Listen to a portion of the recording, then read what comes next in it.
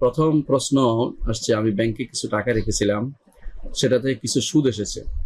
আমার একজন চাচা আছে গরিব, তার একটা পুকুর আছে যেটা খনন করা দরকার, কিন্তু তার সামর্থ্য নাই। আমি যদি সুদের টাকা দিয়ে চাচার পুকুরটি খনন করে দেই, তাহলে কি আমি সুদ মুক্ত বা পাপ মুক্ত হতে পারবো? বিসমিল্লাহ, আলহামদুলিল্লাহ, ওয়াসসালাতু ওয়াসসালামু আলা রাসূলিল্লাহ ওয়া বা'দ। প্রথমত, ব্যাংকে টাকা যেখানে সুদ আসে সেখানে রাখা জায়েজ নেই, এটা খেয়াল রাখবেন। তো যেহেতু রেখেছেন, ভুল করেছেন, টাকা এসে গেছে, সেহেতু সেটা জনকল্যাণমূলক খাতে দিতে হবে। চাচা যেহেতু আপনার আত্মীয়, তো আত্মীয়কে এই টাকা দিয়ে আত্মীয়র কাছে মানে কাছে টানা, অথবা আত্মীয়র এটা যেহেতু এমন কাজ নয় যেটা না হলে নয়, এমন নয়। কারণ পুকুর খনন না হলে মানুষের কিন্তু জীবনে কোনো সমস্যা হয় না। অর্থাৎ এটা হলো কামালিয়াত বলে এটাকে, বাড়তি প্রয়োজনীয় জিনিস, বাড়তি জিনিস।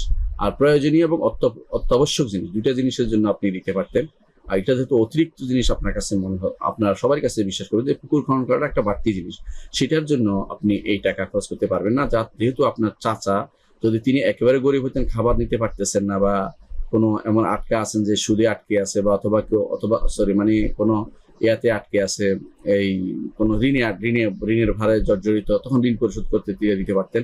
কিন্তু আপনি জানেন যে তিনি গরিব, কিন্তু তার পুকুর খননটা এটা অতিরিক্ত কাজ, সেটার জন্য এই টাকা দিতে পারবেন। এই টাকা জনকল্যাণমূলক খাতে দিবেন, একক না, মানে অনেকেই ব্যবহার করতে পারে, অথবা একক যে ঋণগ্রস্ত আছে, বিপদগ্রস্ত আছে, তাকে দিতে পারবেন। এটা বিপদের ভিতরে পড়ে না, সেজন্য এখানে না দেওয়ার জন্য আমরা আপনাকে পরামর্শ দিচ্ছি।